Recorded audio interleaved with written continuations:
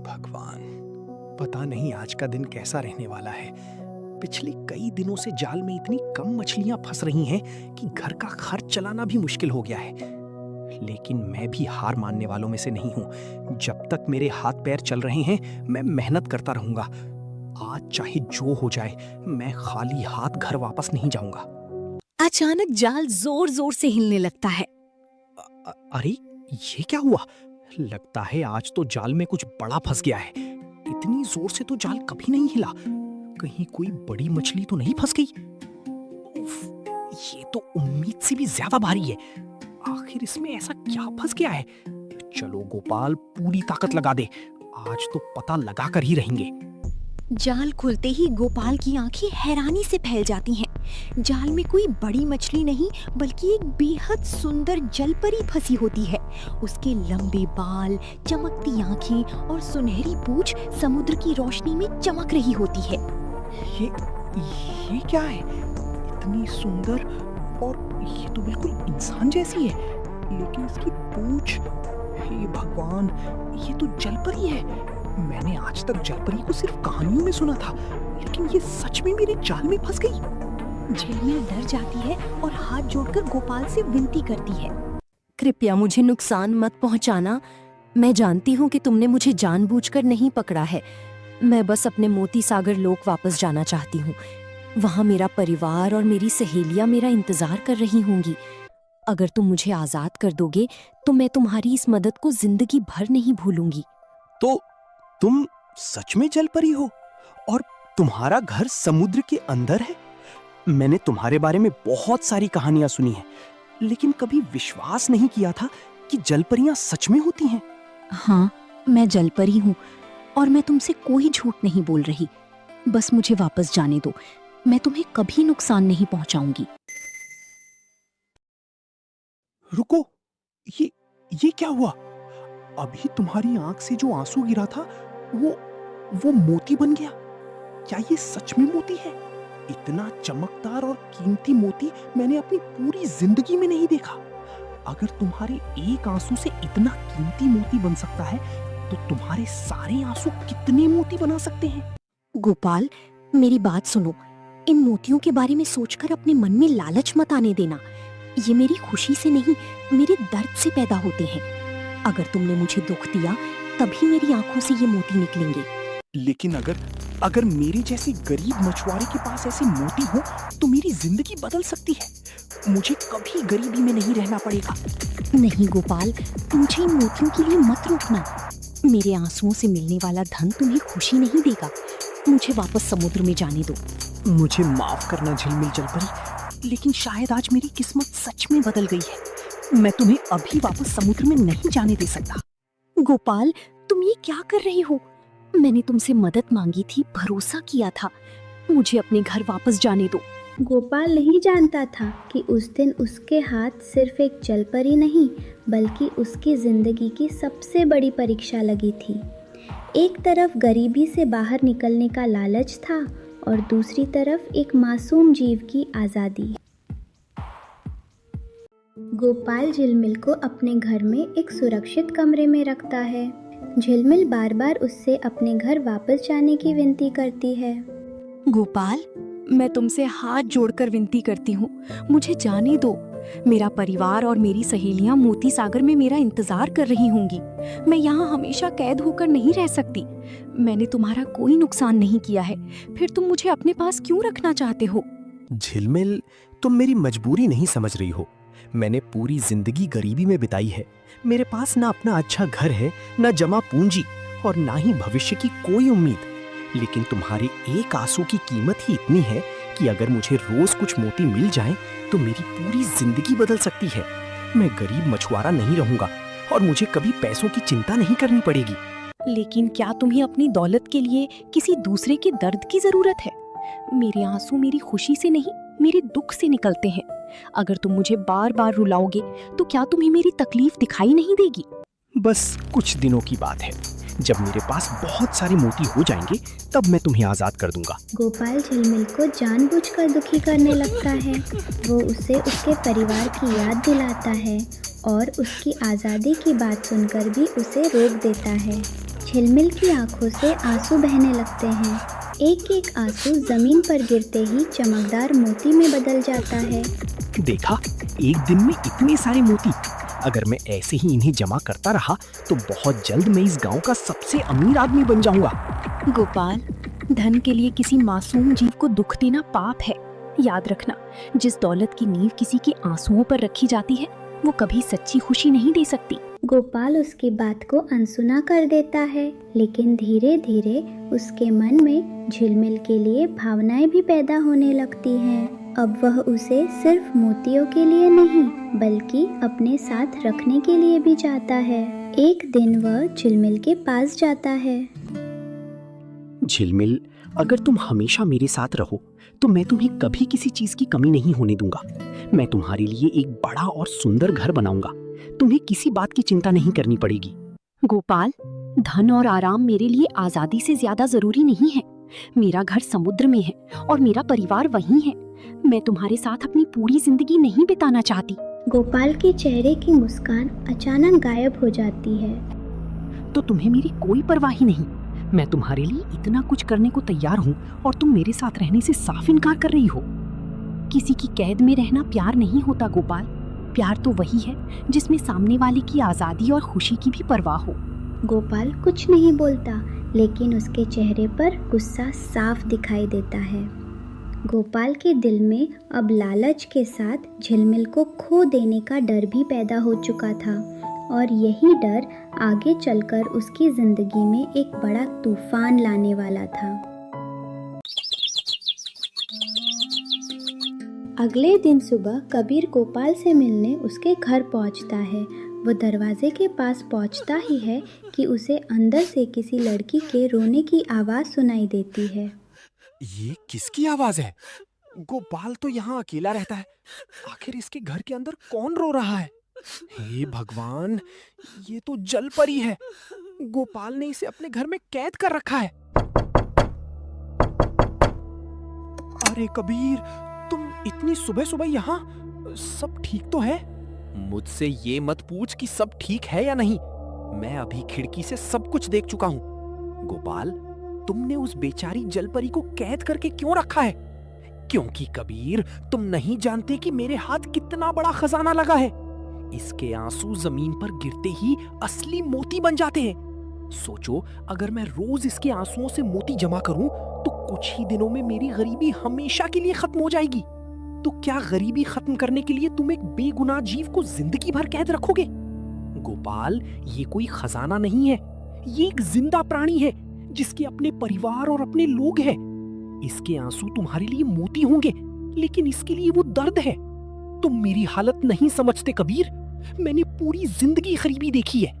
आज पहली बार मेरे पास अपनी जिंदगी बदलने का मौका आया है और मैं इसे यूं ही जाने नहीं दूंगा। झिलमिल, मुझे माफ करना।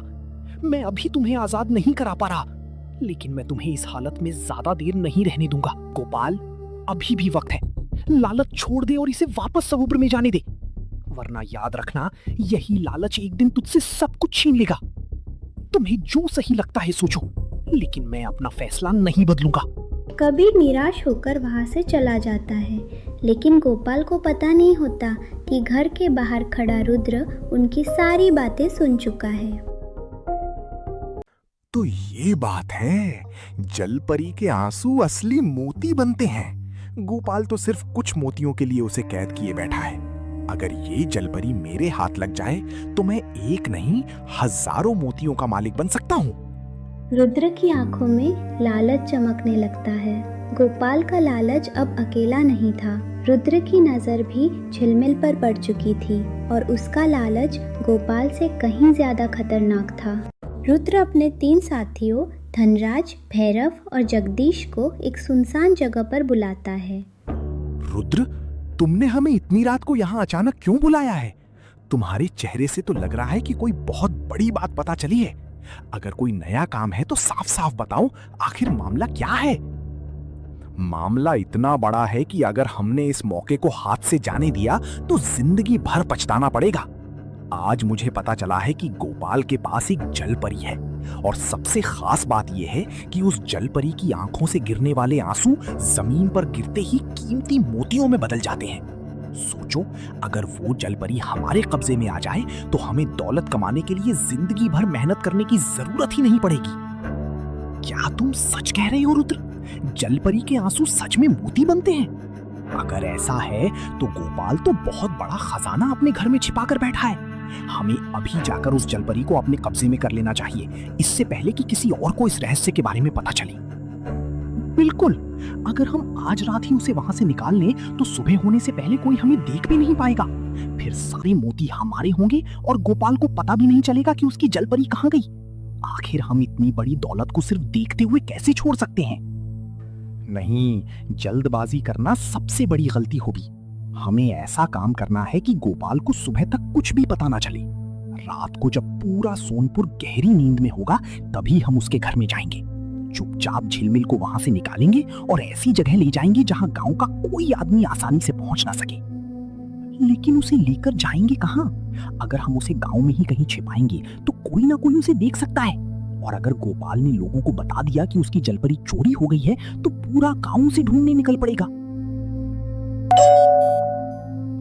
सोनपुर के बाहर समुद्र से थोड़ी दूर जो पुरानी सुनसान हवेली है उसे तुम लोग भूल गए क्या? कई सालों से वहां कोई नहीं रहता। हवेली इतनी बड़ी है कि उसके अंदर कई कमरे हैं और पीछे एक पुराना बंद तहखाना भी है। रात के समय वहां कोई जाने की हिम्मत नहीं करता। हम झिलमिल को उसी हवेली में छिपाएंगे। जब तक हमें उसके आंसुओं से सारी मोती नहीं मिल जाते तब तक किसी को उसके बारे में कुछ पता नहीं चलेगा। ये जगह तो बिल्कुल सही है, गांव से दूर भी है और इतनी बड़ी भी कि हम उसे आसानी से किसी कमरे में छिपा सकते हैं। मुझे लगता है तुम्हारी योजना काम करेगी। योजना सिर्फ काम नहीं करेगी बल्कि हमें बहुत अमीर बना देगी। बस ध्यान रखना, आज रात किसी से कोई गलती नहीं होनी चाहिए। सोनपुर गांव में चारों तरफ सन्नाटा छा जाता है। चांदनी रात में गांव के छोटे छोटे घर शांत दिखाई देते हैं। गोपाल अपने घर में गहरी नींद में सो रहा होता है। दूसरी तरफ रुद्र, धनराज, भैरव और जगदीश धीरे धीरे गोपाल के घर के पास पहुंचते हैं। सब लोग बहुत संभल कर चलना, हमें किसी भी तरह का शोर नहीं करना है। गोपाल अगर जाग गया तो वो हमसे झिलमिल को बचाने की कोशिश करेगा और हमारी पूरी योजना वहीं खत्म हो जाएगी। इसलिए जब तक हम हवेली तक नहीं पहुंच जाते कोई भी बिना जरूरत एक शब्द नहीं बोलेगा। तुम लोग कौन हो? इतनी रात को मेरे कमरे में चुपके से क्यों आए हो? अगर तुम्हें मुझसे कोई बात करनी है तो सामने से करो। मुझे इस तरह डराने और यहाँ से ले जाने की कोशिश मत करो। तुम्हें शायद अभी तक पता नहीं है कि हमें तुम्हारे बारे में सब कुछ पता चल चुका है। हमें पता है कि तुम्हारी आंखों से गिरने वाले आंसू मोती बन जाते हैं। गोपाल ने तुम्हें अपने फायदे के लिए कैद किया था, लेकिन अब तुम उसके पास नहीं रहोगी। अब तुम्हारे सारे मोती हमारे होंगे। तुम लोग बहुत बड़ी गलती कर रहे हो। मैं किसी के लिए धन कमाने का साधन नहीं हूँ। मेरे आंसू मेरे दर्द से निकलते हैं। अगर तुमने मुझे जबरदस्ती यहाँ से ले जाने की कोशिश की तो याद रखना, किसी निर्दोष को दुख देकर कमाया गया धन कभी किसी के काम नहीं आता। मुझे अभी छोड़ दो और यहाँ से चली जाओ। हमें तुम्हारी इन बातों से कोई फर्क नहीं पड़ता। हमें सिर्फ ये पता है कि तुम्हारे हर आंसू की कीमत बहुत ज्यादा है। तुम जितना रोओगी हमारे पास उतने ही ज्यादा मोती आएंगे। इसलिए अब तुम्हारी मर्जी से कुछ नहीं होगा। गोपाल, गोपाल उठो, मुझे बचाओ। ये लोग मुझे जबरदस्ती यहाँ से ले जा रहे हैं। गोपाल, मेरी आवाज सुनो। गोपाल नींद में करवट बदलता है, लेकिन गहरी नींद में होने के कारण उसकी आंख नहीं खुलती। गोपाल, कृपया उठो। मुझे नहीं पता ये लोग मुझे कहाँ ले जा रहे हैं। मैंने तुम्हारा कुछ नहीं बिगाड़ा, फिर भी आज मुझे फिर से कैद किया जा रहा है। मुझे अकेला मत छोड़ो। लेकिन गोपाल फिर भी नहीं उठता। रुद्र और उसके साथी झिलमिल को चुपचाप घर से बाहर ले जाते हैं। रात के अंधेरे में रुद्र और उसके साथी झिलमिल को सोनपुर गांव के बाहर स्थित पुरानी सुनसान हवेली में लेकर पहुंचते हैं। तुम लोग मुझे चाहे जितना कैद कर लो, लेकिन मेरी एक बात याद रखना, किसी की मजबूरी और दर्द का फायदा उठाकर कमाया गया धन कभी सुख नहीं देता। आज तुम्हें ये मोती बहुत कीमती लग रहे हैं, लेकिन एक दिन यही लालच तुम्हारे लिए मुसीबत बन जाएगा। मुसीबत? मुझे तो यहाँ सिर्फ दौलत दिखाई दे रही है। तुम बस इंतजार करो, तुम्हारी आंखों से निकलने वाला हर आंसू मेरे लिए एक नया मोती होगा, और बहुत जल्द मैं इतना अमीर बन जाऊंगा कि पूरा सोनपुर मेरे नाम से जाना जाएगा। आज से ये हवेली हमारा ठिकाना है और तुम हमारी सबसे कीमती दौलत। अब देखते हैं तुम्हारे आंसुओं से हम कितने मोती जमा कर सकते हैं। झिलमिल बेबस होकर उनकी तरफ देखती रहती है। गोपाल को अभी तक इस बात का जरा भी अंदाजा नहीं था कि झिलमिल उसके घर से गायब हो चुकी है। अब तुम्हें समझ आ गया होगा कि तुम्हें यहाँ क्यों लाया गया है।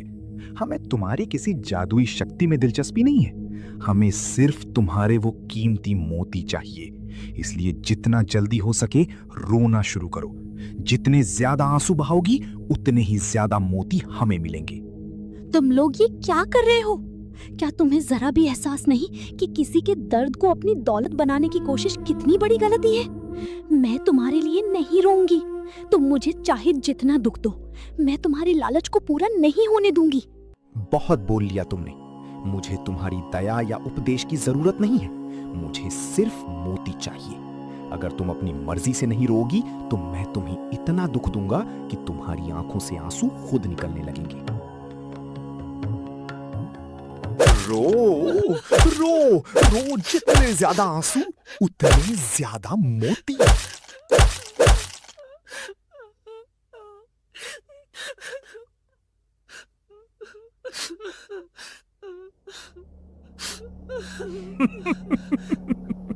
देखा, मैंने कहा था ना, तुम्हारे आंसू ही हमारी दौलत हैं। अब ये सिर्फ शुरुआत है। मैं तब तक नहीं रुकूंगा जब तक मेरे पास इतने मोती नहीं हो जाते कि पूरा सोनपुर मेरी दौलत की बातें करे। याद रखना रुद्र, तुम्हारा ये लालच एक दिन तुम्हें बर्बाद कर देगा। तुम आज मेरे आंसुओं से मोती जमा कर रहे हो, लेकिन एक दिन यही लालच तुम्हारे लिए सबसे बड़ी मुसीबत बन जाएगा।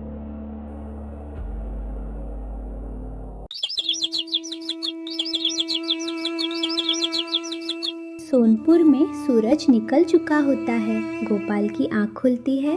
उसे रात की कोई बात याद नहीं होती। वह उठकर झिलमिल के कमरे की तरफ जाता है। झिलमिल, झिलमिल, तुम कहाँ हो? सुबह हो गई है। तुम रोज तो इसी कमरे में रहती थी, फिर आज अचानक कहाँ चली गई? गोपाल कमरे के अंदर चारों तरफ देखने लगता है। ये सामान तो कल यहाँ नहीं था। लगता है रात में यहाँ कुछ हुआ है, लेकिन क्या? झिलमिल खुद तो यहाँ से जा नहीं सकती थी, और अगर वो जाना चाहती भी तो मुझे बताकर जाती। जमीन पर कुछ हल्के से पैरों के निशान दिखाई देते हैं। वह उन निशानों को देखकर सोच में पड़ जाता है। लगता है रात में कोई मेरे घर में आया था। शायद किसी ने झिलमिल को यहाँ से जबरदस्ती ले जाने की कोशिश की है, लेकिन कौन और क्यों? तो क्या गरीबी खत्म करने के लिए तुम एक बेगुनाह जीव को जिंदगी भर कैद रखोगे? गोपाल, ये कोई खजाना नहीं है, ये एक जिंदा प्राणी है जिसके अपने परिवार और अपने लोग हैं। इसके आंसू तुम्हारे लिए मोती होंगे, लेकिन इसके लिए वो दर्द है। कबीर मुझे समझा रहा था, लेकिन मैंने उसकी एक बात नहीं मानी। मैंने झिलमिल को अपने लालच की वजह से कैद करके रखा। अगर मैंने उसी दिन उसे आजाद कर दिया होता तो शायद आज ये सब नहीं होता। मैंने उसके साथ बहुत गलत किया। वो बार बार मुझसे अपने घर जाने की विनती करती रही, लेकिन मैंने उसके दर्द की परवाह नहीं की। आज जब वो मेरे पास नहीं है, तब मुझे समझ आ रहा है कि मैंने उसके साथ कितना बड़ा अन्याय किया था। लेकिन मैं अब दोबारा वही गलती नहीं करूंगा। मुझे नहीं पता झिलमिल कहाँ गई है और उसे कौन लेकर गया है, लेकिन मैं उसे ढूंढ कर रहूंगा। अगर वो खुद कहीं चली गई है तो उसे वापस उसके घर पहुंचाऊंगा, और अगर किसी ने उसे नुकसान पहुंचाने की कोशिश की है तो मैं उसे बचाऊंगा। सबसे पहले मुझे पता लगाना होगा कि रात में मेरे घर के आसपास कौन आया था। शायद किसी ने कुछ देखा हो। झिलमिल को घर में न पाकर गोपाल परेशान हालत में सीधे अपने दोस्त कबीर के घर पहुंचता है। कबीर उसे देखकर हैरान हो जाता है। गोपाल, क्या हुआ? तुम इतने परेशान क्यों हो? तुम्हारा चेहरा देखकर लग रहा है जैसे कोई बहुत बड़ी मुसीबत आ गई है। कबीर, झिलमिल गायब हो गई है। सुबह जब मैं उसके कमरे में गया तो वो वहां नहीं थी। कमरे का सामान बिखरा हुआ था और कुछ जाल भी टूटे पड़े थे। मुझे लगता है कि रात में कोई मेरे घर में आया था और उसे अपने साथ ले गया। क्या तुमने पूरे घर और आसपास अच्छे से देखा? हो सकता है वो किसी तरह खुद बाहर निकल गई हो, लेकिन अगर सामान टूटा हुआ था तो ये बात सच में चिंता वाली है। मैंने हर जगह ढूंढ लिया लेकिन वो कहीं नहीं मिली। और सबसे ज्यादा डर मुझे इस बात का है कि उसे कोई नुकसान ना पहुंचा दे। कबीर, तुमने मुझे पहले ही समझाया था कि लालच छोड़कर झिलमिल को आजाद कर दूं, लेकिन मैंने तुम्हारी बात नहीं मानी। मैंने उसके आंसुओं से मोती पाने के लालच में उसे कैद करके रखा। आज मुझे अपनी गलती समझ आ रही है। अब पछताने से कुछ नहीं होगा गोपाल। अगर तुम्हें सच में अपनी गलती का एहसास हो गया है तो अब उसे ढूंढने की कोशिश करो। हमें पता लगाना होगा कि रात में तुम्हारे घर के आसपास कौन आया था और झिलमिल को कहां ले गया। तुम सही कह रही हो। मैं झिलमिल को ढूंढ कर रहूंगा। मैंने उसे कैद किया था, लेकिन अब मैं उसकी आजादी के लिए हर कोशिश करूंगा, चाहे मुझे पूरे सोनपुर में क्यों ना ढूंढना पड़े। तो फिर अकेले मत जाओ, मैं भी तुम्हारे साथ चलूंगा। पहले हम उन निशानों को देखेंगे जो तुम्हारे घर के बाहर मिली हैं। शायद वहीं से हमें कोई सुराग मिल जाए। दोनों तुरंत गोपाल के घर की तरफ निकल पड़ते हैं।